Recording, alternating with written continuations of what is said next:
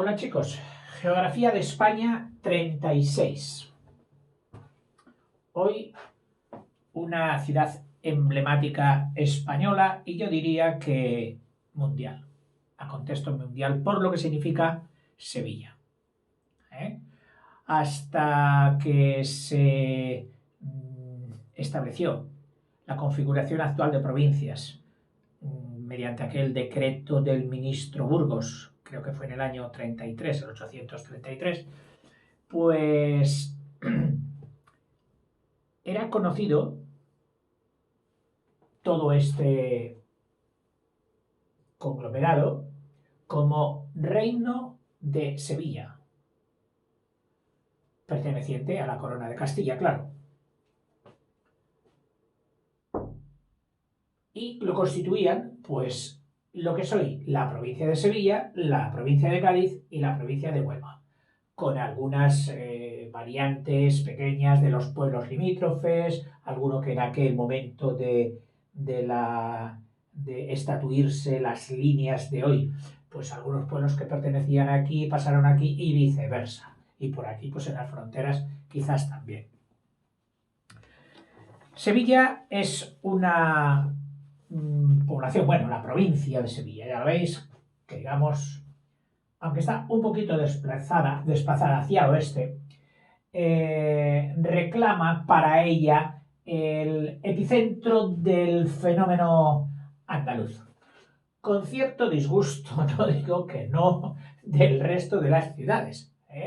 Pues qué sé yo, con Córdoba, la pugna por la capitalidad, ya no solo de la propia Andalucía, sino de España, porque el epicentro también de la actividad española durante muchos años residió más bien hacia el sur, cuando Toledo empezó a aflojar. Sí, administrativamente se pasó a Madrid, pero Sevilla ejercía un gran poder con el fenómeno del descubrimiento de América y el encauzamiento de las actividades que nos unían con América. Todo llegaba aquí, a Sevilla. También, antes, porque la monarquía española, desde siempre casi, no ha tenido una sede fija. Tenía lo que se llama una sede itinerante. Y desde que en el 1248, me parece que fue, cuando Fernando III el Santo conquistó Sevilla, durante muchos periodos los reyes residieron aquí, en Sevilla. Periodos de tiempo, en el Real Alcázar de Sevilla. ¡Qué maravilla! Tiene dos partes. Tuve el gusto de visitarlo hace poco. Tiene dos partes, una la árabe y otra la cristiana. Por supuesto que no tiene color de esplendor, de belleza, de magnificencia, de lujo. La árabe sobre la cristiana. Cuando ves lo que los taifas últimos de Sevilla y también en su competición con su vecina Córdoba, que lo fue todo en el califato, y ya no digo de España, sino del mundo cultural conocido, pues rivalizó constantemente con Córdoba y en los palacios de sus respectivos mandos árabes, pues echaban el resto por superar en belleza, pues no sé, a la misma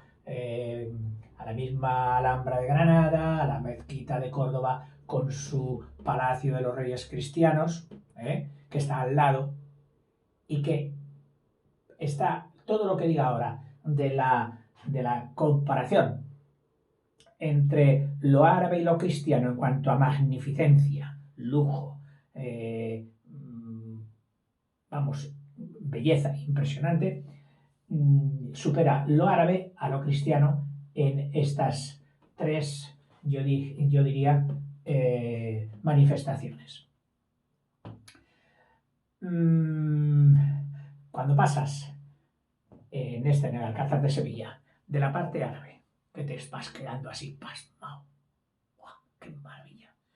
Pasas a la parte cristiana y dices, joder, estos reyes cristianos, pero qué estoicos eran. O no se gastaban un duro o les daba lo mismo vivir con lo puesto. O no tenían dinero, que también puede ser. Que también puede ser. Porque sabido es que las finanzas de las monarquías españolas, especialmente del siglo de oro y Edad Media, estaban a dos velas, siempre iban con préstamos. O sea, los reyes pidiendo préstamos para poder ir haciendo obras y vivir. ¿Eh?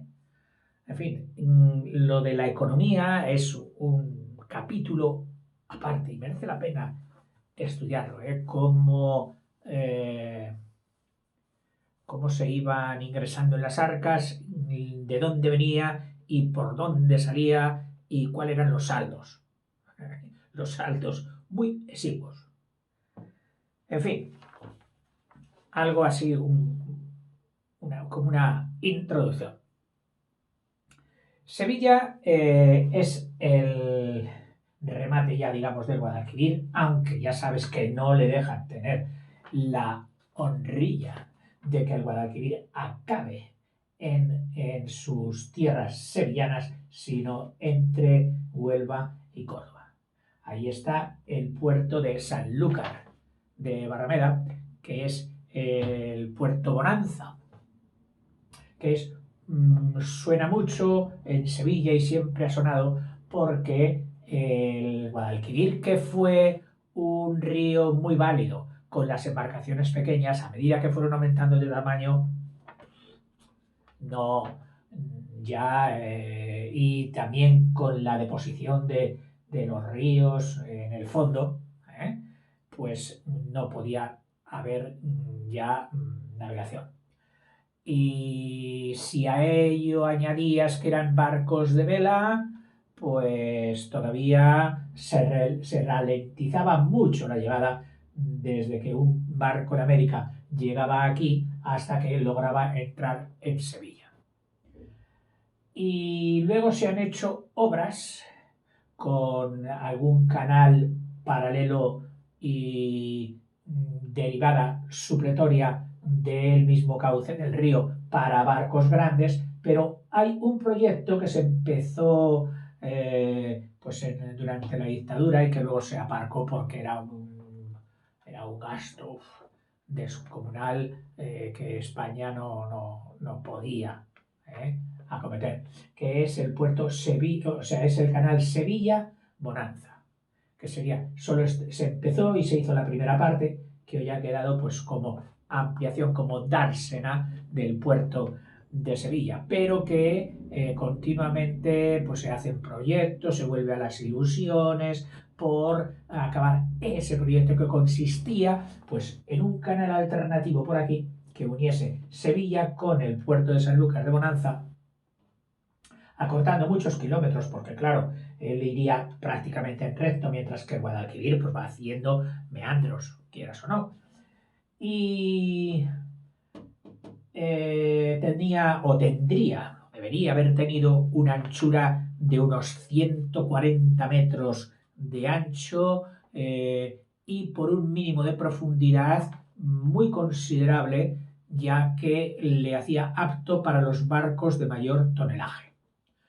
La alcurnia, es decir, todo lo que Sevilla tiene acumulado en la historia de arte, de ciencia, de cultura, de todo prácticamente.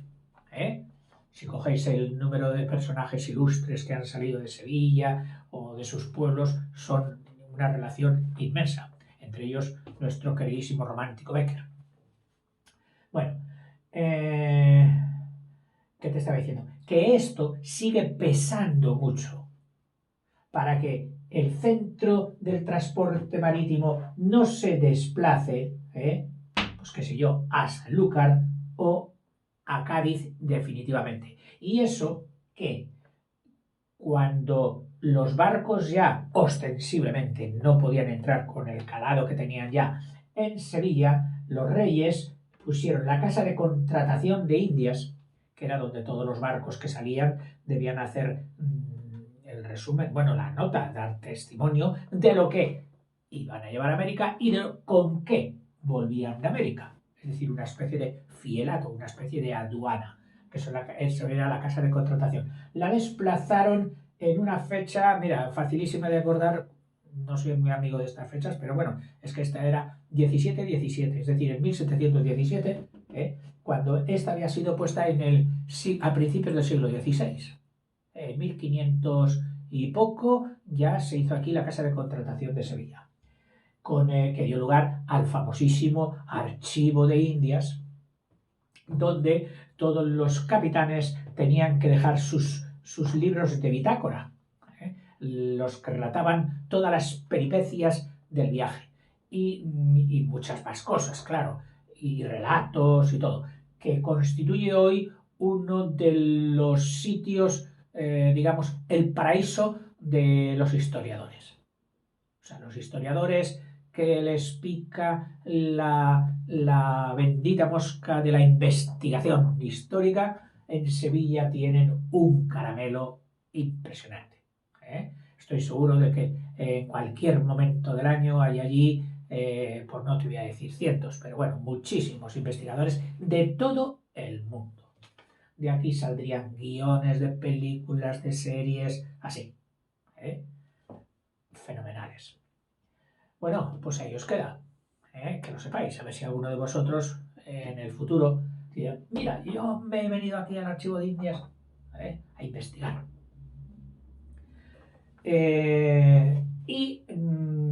Ya digo que Sevilla sigue pesando mucho. Y además, mientras estuvo en un contexto generalizado de todo el Estado español, pues bueno, se iban repartiendo más o menos equitativamente las necesidades, se invertía en las zonas que más iban a ser productivas para el resto del país, es decir, para beneficio de todos, tal. Pero desde que se impuso el sistema de autonomías, pues ya digo que Sevilla, que es actualmente la capital de la autonomía de Andalucía, de toda Andalucía, pues es víctima, no, es sujeto de recelos de que la parte mayor del presupuesto, la parte del león, se quede en Sevilla y no vaya a repartirse equitativamente entre el resto de las capitales o de las economías provinciales. Humano. Siempre que hay algo que repartir, surgen las rencillas y las dudas. En fin, vamos a hablar un poquito ya de la provincia de Sevilla. La provincia de Sevilla, pues tiene, como casi todas estas, tiene parte central de el Valle del Guadalquivir, prolongado más bien por su margen izquierda en lo que era la campiña, que se extiende también por Sevilla, y luego hacia el norte sierra con la morena y hacia el sur sierra con la subbética, O sea que en Sevilla es fácil oír hablar de la Sierra Norte, Guadalquivir, Campiña y Sierra Sur. Pueblos muy importantes y muy sonados en la historia. Hay que tener en cuenta que Sevilla, lo que es la provincia de Sevilla, tiene, pues me parece que 2 millones y pico de habitantes, que en España, sobre la población total de 47 o 48 millones en este momento, pues es bastante porcentaje. Hablando de lo que es la capital y lo que concentra o reúne, tú puedes repasar el Google y te vas encontrando aglomeración de Sevilla, que incorpora 40 y no sé qué municipios, y eso te dice 1.700.000 habitantes. Luego otros te bajan y te dicen, no, metropolitana de Sevilla, es decir, con una configuración ya más de estructura ciudad, con autobuses, con metro, con esto, y entonces ya te hablan de 1.200.000 habitantes. Y luego dice, no, municipio de Sevilla, municipio de Sevilla, es decir, ayuntamiento de Sevilla. ¿Cuántos tiene censado? Pues bueno, en estos momentos ha bajado de los 700.000. ¿Y por qué? Porque los pueblos que eran dormitorios e industriales de alrededor de Sevilla le van comiendo habitantes. Y el crecimiento lo asumen ellos, cosa que lo que es la capital neta de Sevilla, pues ha perdido, estos últimos años ha perdido algo de población, no mucha, pero ha bajado. En detrimento, bueno, en ventaja de las ciudades que le bordean. En concreto, de las dos ciudades que reúnen la mayor parte de la nueva industria que se ha acumulado en Sevilla, que son Alcalá de Guadaira, Alcalá de Guadaira, mira, este es el río Guadaira, entonces, Alcalá de Guadaira y Dos Hermanas. Alcalá de Guadaira y Dos Hermanas. Y ya tienes ahí, digamos, las dos muletas de la capital de Sevilla para toda su industria y todo su comercio, y para poder expandirse. Luego pasamos a otras poblaciones muy emblemáticas también, en pleno Guadalquivir, y haciendo visita con esta que decíamos que era Palma del Río, el pueblo más bajo de la provincia de Badajoz, pues viene aquí otro que es Lora del Río. Bueno, para que no te pille desprevenido en el examen, yo te las voy repitiendo varias veces. Y tú, siempre que me veas echar el puntero a un pueblo, tienes que adelantarte a mí y decirla. Si tú me ves que voy hacia aquí, tú ya has tenido que decir Lora. Si me ves aquí, ya has tenido que decir Alcalá de Guadaira. Y si me ves aquí, ya tenías que haber dicho Dos Hermanas. ¿Verdad que sí? Vale. Bueno, seguimos con otros. Aquí, como en el centro de la campiña, un poquito más hacia el valle de Guadalquivir, podemos colocar a Carmona. Carmona. Luego te diré aproximadamente un poquito los habitantes que tiene cada uno, pero todos los pueblos son muy grandes, o por lo menos lo que yo entiendo por grande.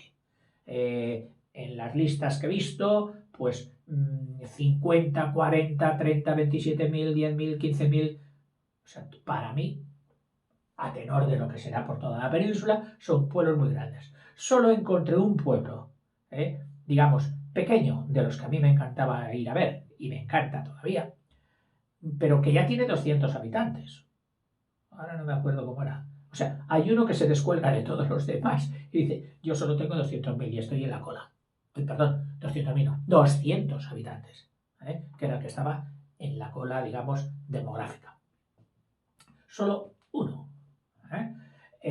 Podemos coger extensiones inmensas como la que supera en kilómetros cuadrados a la misma Andalucía, que es la meseta del Duero, la meseta norte, donde todos los pueblos, el 98% de los pueblos, no superan los 100 habitantes. Tú imagínate. O sea, son todos pueblos ya, como si dijéramos, residuales. Los que han dado a llamar en estos últimos años la España despoblada, o la España vaciada. En fin, o sea que aquí en Sevilla, además, la economía que tienen, economía como base de la agricultura, del producto agrícola, no falla. Andalucía tiene buen clima. Muchas veces decimos, es que ese sol abrasador, el de la sartén de Andalucía, que decíamos, tiene que abrasar todo, ahí no se puede dar nada. No, no es eso. Los cultivos soportan el calor siempre que haya agua. Y Andalucía tiene agua. O sea, no es seca. Salvo las zonas que veremos de Almería, que son auténticos desiertos, donde rodaban las películas del Far West, del oeste, salvo esos desiertos, que se prolongan luego también por la provincia de Murcia y alguna zona de Granada, pero el resto es, bueno, ya hemos dicho de la Penibética, que era una zona paraíso en cuanto a esto, que producía hasta frutos tropicales. Bueno, pues el resto de Andalucía se produce mucho también. Entonces, esa agricultura conserva la población, y durante el año una familia podrá pasar por mayores ingresos, menores ingresos, pero nunca por debajo de los mínimos que le obligarían a marcharse, a emigrar. Y eso que de Andalucía ha emigrado mucha, mucha gente. Cataluña está llena de andaluces, y extremeños, de todas las provincias, en Cataluña, en Madrid, sobre todo. Cataluña y Madrid, pero más Cataluña. Por no hablar de los emigrantes que fueron a Alemania, cuando el milagro alemán, y luego volvieron. Hoy ya no emigran al extranjero más. Algunos durante la vendimia francesa sí van allí, pero si no, no. Es decir, hoy hay trabajo aquí. Bueno, estábamos diciendo, Lora Carmona. Aquí, en este, ¿ves? El río Genil, que por cierto, cuando hice Córdoba, ¿lo había metido casi todo él por la frontera? No. Aquí estaba Puente Genil, de Córdoba. Entonces, yendo aquí, está otro pueblo emblemático de Sevilla y de toda Andalucía, que es Écija. Écija. Estuve hace poco. Un pueblo muy agradable. Y con buen comercio. Con buen comercio. Écija que tiene pues unos 40.000 habitantes. Seguimos con otros. Yendo más al sur ya, aquí Utrera.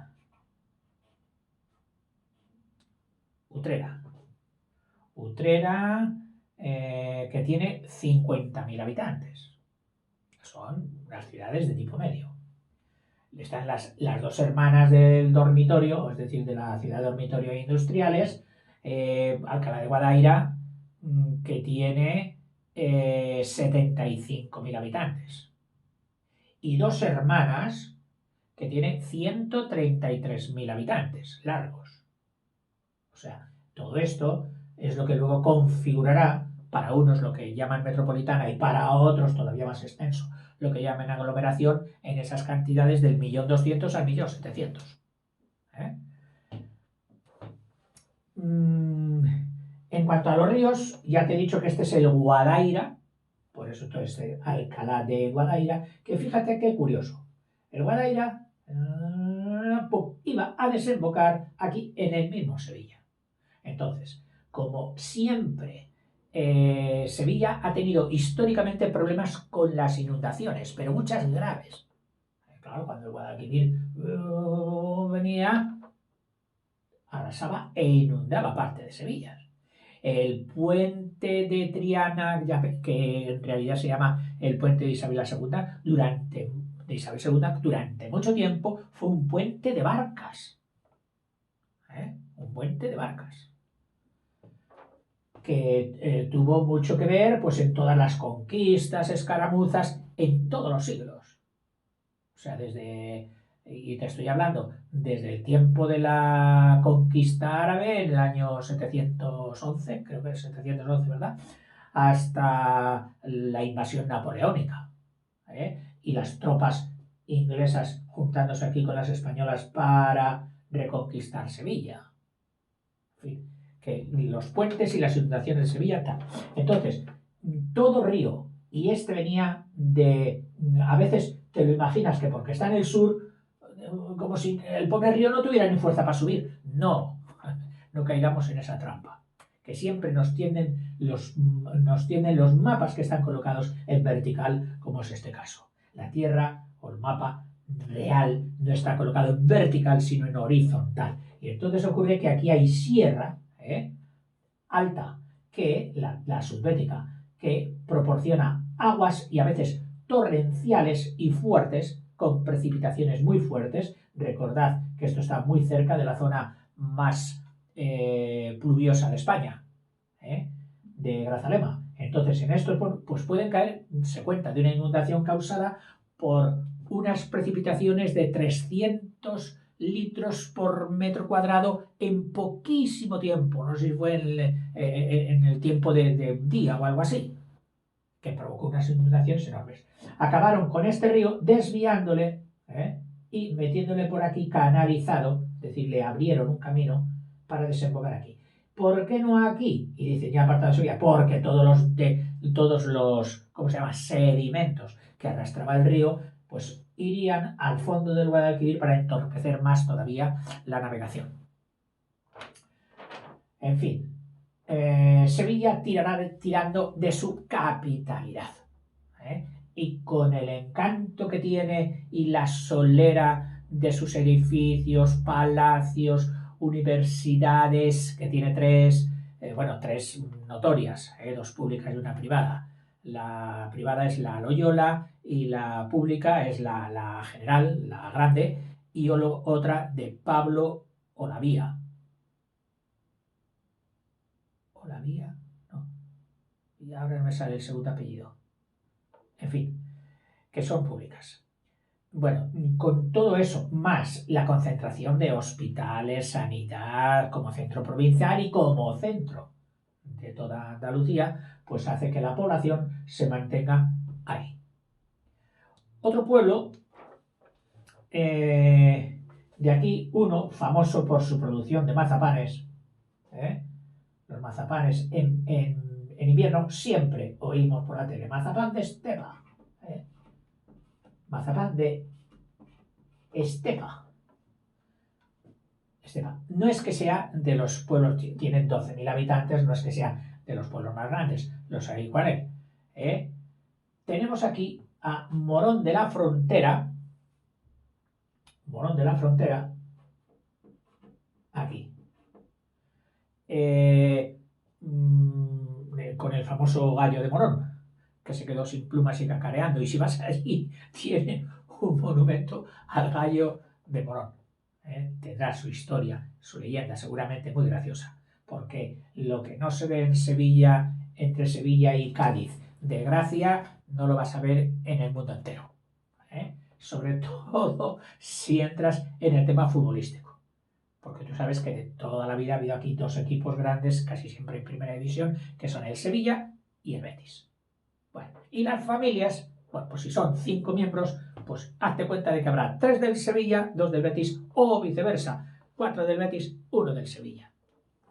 A cada uno según le inspire el Espíritu Santo en el momento que empieza a hablar, para que diga primero Sevilla o diga Betis. En fin. Y se traen una sorna, una guasa, una cantidad de chistes diarios. Yo creo que cuando van al trabajo ya se han estado fabricando por la noche anterior y la tarde, desde que salieron del día anterior, el chiste o la ocurrencia para llegar al trabajo, y si eres del Betis, mortificar a los del Sevilla, y si eres del Sevilla, para mortificar a los del Betis. Hay cantidad de chistes y decires graciosísimos sobre la rivalidad entre esos 2 clubes, el Betis y el Sevilla. Hemos dicho Morón. En Morón quizás lo hayas oído asociado a una base militar americana. Los americanos, cuando Franco ya se estableció definitivamente en la península y reinició la industrialización y la economía deshecha durante la guerra del país, pues le vino muy bien los dólares americanos, lógicamente. Y en la Guerra Fría, que ya se estaba preparando en los años previos, incluso en los años de la guerra europea, de la 39 al 45, pues le vino bien poner unas bases. Y luego durante la continuación de la Guerra Mundial, durante los periodos de la Guerra Fría, también. Y puso 4 bases. Una, la derrota en Cádiz, Rota, sí, como si estuviera rota, estropeada, Rota, la base de Rota, en Cádiz, que es una base preparada pues en puerto marítimo para especialmente pues barcos y submarinos. Otra aérea en Morón, aunque en realidad no está en el ayuntamiento de Morón, sino en el ayuntamiento de Arajal, con H intercalada, Arajal, que en Andalucía hacen la H un poquito expirada, tirando un poquito a J. No solo en Andalucía, en otras partes de España también. En fin. Y aquí todavía, además de ser hoy una base de cazas, de aviones de caza, de primera generación, es decir, de los buenos y también de los Eurofighters, los que se hacen en Europa, pues mantiene cierta logística todavía, no es lo que era la presencia norteamericana, pero todavía mantiene logística de cara a facilitar y propiciar el paso de aviones por todo el corredor mediterráneo. Es decir, aquí habrá aviones cisterna para proveer a los cazas en pleno vuelo que pasen hacia Oriente Medio desde el Atlántico. En fin, y todavía mantiene instalaciones, pero digamos que la propiedad y el mando hoy está todo en manos españolas. Y estas dos, Rota y Morón, conservan esa presencia. Rota más que Morón. Y están las otras dos, que eran la de Torrejón de Ardoz, alrededor de Madrid, y la de Zaragoza, que esas ya prácticamente el ejército americano, la de Zaragoza me consta que ya no tiene nada prácticamente, y la de Torrejón de Ardoz todavía tendrá alguna presencia para alguna cuestión técnica o sí, pero de auxilio de vuelo también, cuestión de aérea. Es curioso, ahora que te hablo de aviones, que en Sevilla, ciudad industrial, una de las industrias fuertes es la aeronáutica. Muy fuerte la industria aeronáutica. Quizás juntamente con Getafe, alrededor de Madrid, sean los dos centros de industria conectados hoy principalmente a la participación en el proyecto Airbus europeo. En la fabricación del Airbus, que es un avión comercial, y en los de guerra, es decir, en los militares, que era el Eurofighter o el Eurofighter, como quieran decirlo, o como se deba decir, que yo no lo tengo muy claro. Perdón. Y a ver, hemos puesto Morón, Utrera, Carmona, Estepa. Hay otro pueblo que suena mucho, o por lo menos a mí me suena, aquí, el límite con Cádiz, que es Lebrija. Lebrija. Luego yo te diré mi opinión respecto a los que tú puedes poner en un examen, dependiendo del grado de geografía, si te lo van a pedir a los 9 años, o te lo van a pedir a los 14, o te lo van a pedir a los 16. Claro, el número de pueblos se ampliará en función del curso que tú estés. Para los pequeños, yo diría que con Sevilla capital, por supuesto, de esa no te olvides, pero Utrera, Lora, Dos Hermanas, Écija, yo diría que ya habría bastante. Mira, por curiosidad, en el libro que tengo aquí, que era precisamente para la edad de 10 años, ponía en Sevilla: Écija, Utrera, Marchena y Morón. Écija, Utrera, Marchena y Morón. Esos 4 te ponía. Que tú los puedes copiar o puedes atenerte a esa pauta. Como cosa curiosa, en todo el norte, que ya ves que está bastante más despoblado, porque la Sierra Morena aquí es menos productiva, digamos, que la Campiña y el Valle del Guadalquivir, con toda la movida de la navegación y de la agricultura, pues aquí no hay, digamos, tanto sedimento de alimentación para la población. Pero destaca un pueblo que le dimos nombre a esta sierra, que es Cazalla. Cazalla de la Sierra, que no tiene muchos habitantes, mira, 4.700 en los últimos censos, que para lo que son los otros pueblos de Sevilla, pues los hay más importantes que él. Cazalla. Y aquí, y muy curioso, porque Sevilla, cuando estudies la historia de lo que ha sido Sevilla, en la prehistoria, en el neolítico, que si los turdetanos entraban por aquí hasta aquí, aquí se juntaban con los tartesos, y por aquí los fenicios que llegaron, los malacitanos, perdón, los fenicios también a Málaga, digo los griegos fenicios y luego griegos a Málaga, Aníbal, que desde Cartagena se había venido hasta aquí, en Jaén hizo una población importantísima y para llegar aquí. Y sobre todo atraídos también por Río Tinto, por el cobre de Río Tinto y el plomo de Peñarroya. En fin, espera que recapitulo. Estaba hablando de... Ah, sí. ¿A dónde iba yo? Iba aquí. Que los romanos no establecieron precisamente la ciudad aquí. Su punto más importante de urbanización estuvo al lado, aquí, en un pueblo que se llama Santiponce. Hoy, que entonces se llamaba Itálica. Itálica. La ciudad de Itálica. Y que tuvo varios, o sea, nacieron ahí próceres de la época romana, entre ellos el emperador Trajano.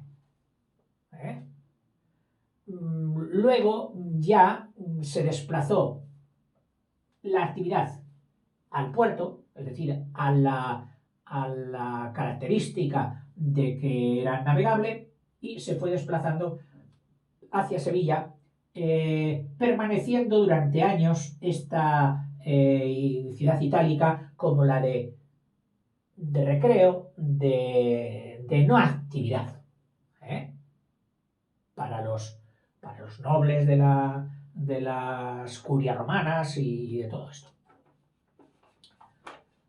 A ver, de qué ya voy a ir repasando lo que no te he dicho. Como cosa curiosa, fíjate, el pueblo este de Alcalá de Guadaira tiene más consumo eléctrico con sus industrias que la propia capital de Sevilla. Más consumo eléctrico.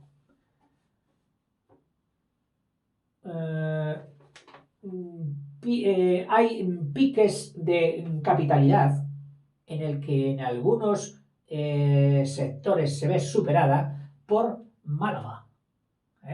Málaga, con menos habitantes, pero potencia económica muy importante. Ahora, vosotros diréis, ¿lo que se produce en una provincia lleva directamente a llevar la mejor vida?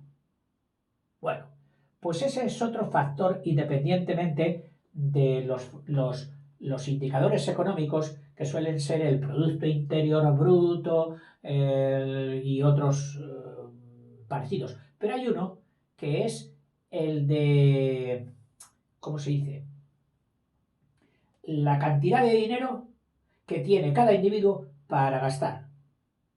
Ahora no me sale la palabra. Es decir, el dinero que tiene una familia para gastar, que le llega. Deducido ya de impuestos y de todo. Bueno, la renta per cápita no. Ya me vendrá. Bueno, pues ¿sabéis quiénes son los que en este momento tienen más dinero en el bolsillo para gastarlo? Los de Almería. La hermana pobre. Y ya hablaremos de ella cuando llegue. porque tiene muchas sorpresas. Ligado todo, como bien habrás podido intuir, a su agricultura intensiva de invernadero. Increíble el fenómeno. Hoy un almeriense tiene más dinero, el almeriense medio tiene más dinero en su bolsillo para gastar que el sevillano o el malagueño o el granadino. Sí, sí, así es.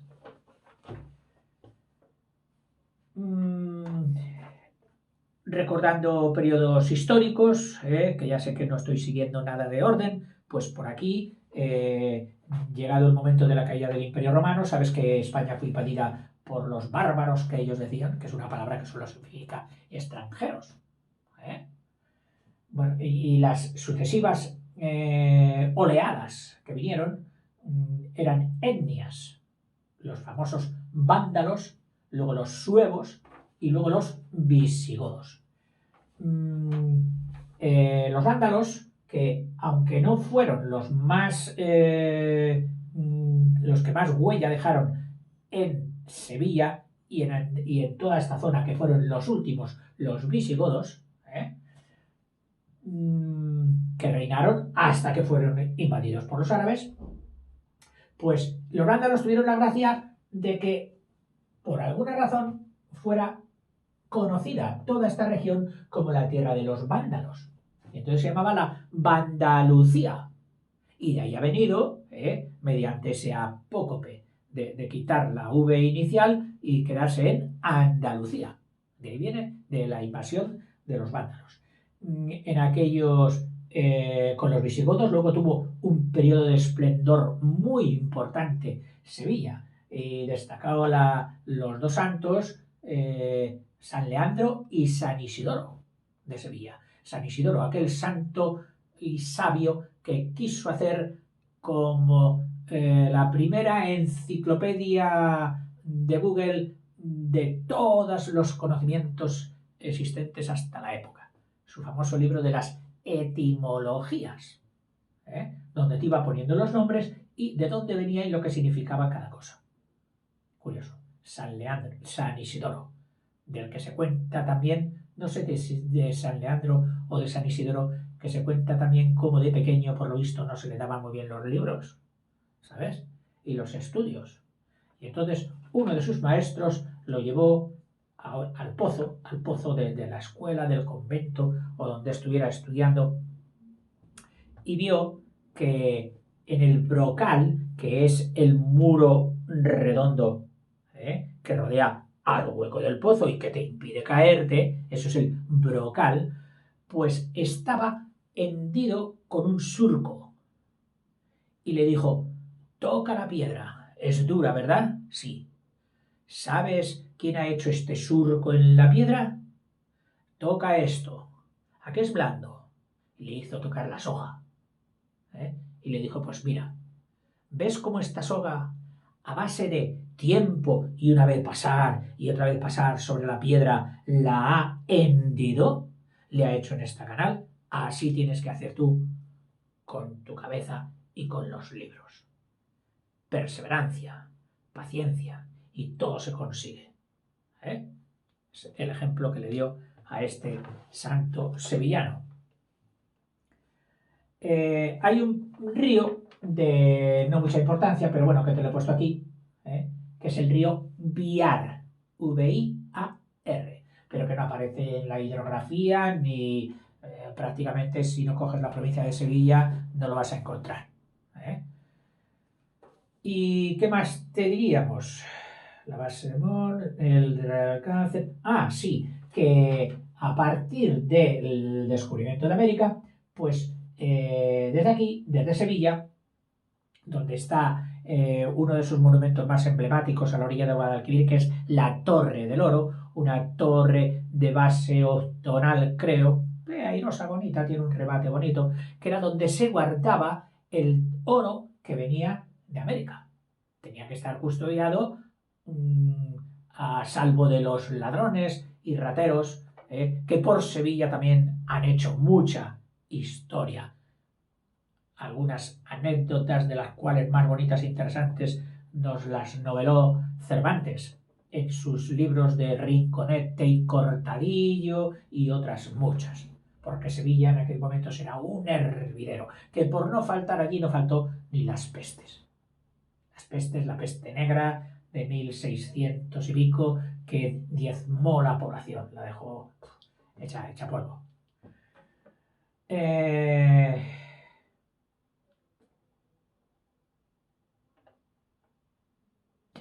Mira, ya he encontrado lo que te decía de cómo se llamaba ese factor económico que indica el dinero que una persona tiene disponible.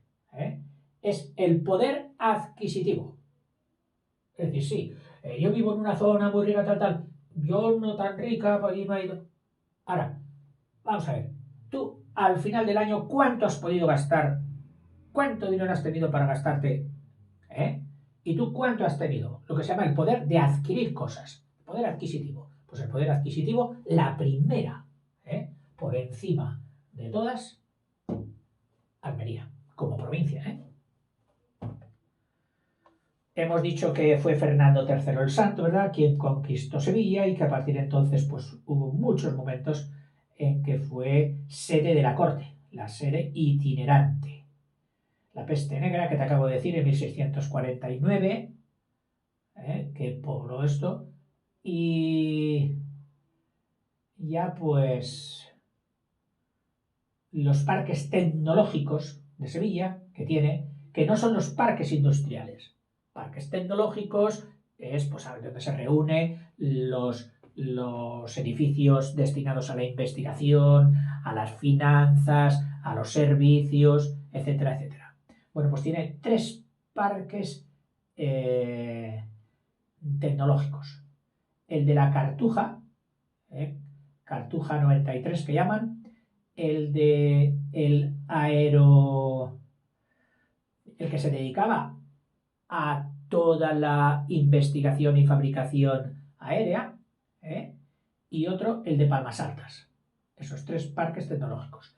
Sevilla, en el siglo pasado, fue sede de 2 grandes manifestaciones universales, que fue la Iberoamericana, la Feria de Muestras Iberoamericana, de la que es como una exposición universal, pero centrada en Iberoamérica. Y se hizo como para su acogida y para su manifestación y conmemoración, la fabulosa no es la palabra, es más que fabulosa, pero yo ahora no se me ocurre otra. Plaza de España. Es de los pocos monumentos, a mí 2 monumentos me han dejado con la boca abierta. 2 monumentos. Uno, antiguo, el acueducto de Segovia. Me quedé así. Y otro, la Plaza de España de Sevilla. Fabulosa. Increíble. Te lo digo para que no te la pierdas tú. Pues eso se hizo en la feria o la exposición iberoamericana del año 29. Y luego otra, la exposición universal del 92, donde entre otras cosas que hubo urbanísticas en Sevilla, se hizo pues la gran extensión para los distintos stands llegados de todo el mundo, de todas las naciones. Había que preparar algo. Y entonces ahí las ciudades aprovechan pues para hacer, como luego aprovechó en el 92, también en el 92 la Olimpiada de Barcelona, que coincidieron los 2 eventos en España. En Barcelona la Olimpiada y en Sevilla la Exposición Universal. Y había una cartuja, que sabes tú que es un convento muy especial de los hermanos Cartujos de San Bruno, que su norma de vida es vivir aislados unos de los otros, como auténticos anacoretas solitarios, pero sabiendo que en la pared de al lado, con la que no traspasarás nunca, vive otro que está como tú. Eso era una cartuja. Han tenido fama y espero que la sigan conservando de ser ascetas, de ser hombres probos, hombres de grandes principios humanos y religiosos. Hay muy pocas, muy pocas cartujas en España y por el mundo. Y algunas que hay, conozco yo aquí una cerca de donde estoy hablando ahora, está casi vacía. Bueno, pues esta cartuja, que se vació seguramente durante el tiempo de la desamortización de Mendizábal de Oro, cuando muchos conventos, porque la iglesia pues tenía muchas posesiones en toda esta zona, dejó de tener no solo inmuebles, sino también valores, bibliotecas, cuadros, etc. Pasaron a manos civiles, mediante el sistema de la desamortización, que algún día tocaré en historia, porque tengo que tocarlo. Y hasta entonces tengo tiempo de ponerme un poquito las pilas y decir, a ver qué fue aquello, porque he oído cantidad de cosas, pero no acabo de casarlas. Entonces tendré que hacer una especie de mini trabajo preparándome yo para ello. Pero bueno, lo que te decía, esta cartuja luego se utilizó como sede de una fábrica de cerámica muy famosa, muy importante, cuyas piezas de vajilla han sido muy valoradas y cotizadas no solo en España, sino por el mundo. Bueno, pues esta fábrica, que ya quedaba, que era la antigua Cartuja, fue trasladada hacia otro sitio y en lo que sería, digo yo, que será el polígono este de la Cartuja 93. Y toda aquella extensión que ocupaba la Cartuja fue la que se acondicionó para la exposición del 92. De las comunicaciones, trenes y autovías y todo esto hablaremos cuando veamos todo en conjunto, ya no solo de Andalucía, sino de todo la mitad sur de España. Al final, cuando acabe con Andalucía y seguramente también con Levante, haré un monográfico de comunicaciones, vías y carreteras de España. Aunque ya hice uno, que habrás podido ver, de las carreteras europeas, de las vías europeas por toda la península, algunas de las cuales aquí. Bueno, pues cuando el oro de Sevilla empezó a llegar, o el oro de América empezó a llegar a Sevilla, se estableció una ruta que se llamó la Vía de la Plata, de la que seguramente te he hablado bastante cuando hice Extremadura, Cáceres y Badajoz. Te remito a ella. Hoy me parece que es la autovía 66 la que marca todo ese recorrido de la Vía de la Plata. En fin. Y quedándome, pues he acabado los apuntes que tenía, pero en los libros, chicos, quedan todavía muchísimas cosas de Sevilla. Y lo que es más importante, ir a ver la Giralda, la torre esa de la catedral, que tenía base de la antigua mezquita que hubo, mezquita que a su vez sucedió a una basílica mozárabe, como la historia nos tiene acostumbrado. Y posiblemente antes que los visigóticos habría pues alguna pequeña o pequeño templo, eso sí, porque los romanos, ya os dije una vez y te lo recalqué en la historia del arte y de la cultura, no tenían los centros religiosos como reunión de masas. No, ellos no hacían proselitismo con la religión. No querían inducir a la gente. Ellos decían, vive en la tierra. Y con tu Dios, allá te las compongas. ¿Qué quieres? ¿Ofrecerle un sacrificio? Bueno, pues mira, te coloco aquí una piedra, el ara, rodeado así un poquito, de cosa bonita, pero pequeño, donde vayas tú a hacer tus sacrificios. Pero allí no irás a escuchar ni sermones, ni promociones de ideologías religiosas, de cómo has de vivir o no has de vivir. Esos eran los romanos. Pero luego con el cristianismo ya, que abrazaron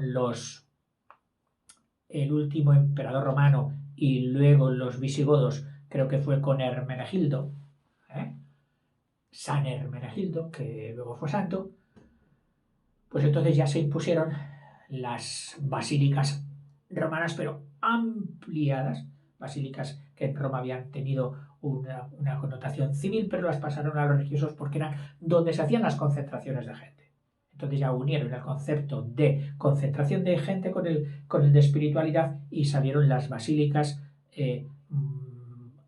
mozárabes, y luego de ahí vinieron ya también luego las mezquitas árabes y a continuación las catedrales, con un ejemplo muy típico que habrás podido ver en el vídeo de la mezquita de Córdoba, cómo una mezquita pasó a ser catedral sin dejar de ser mezquita, con una incrustación de una auténtica catedral dentro de la mezquita, pero sin dejar de ser mezquita.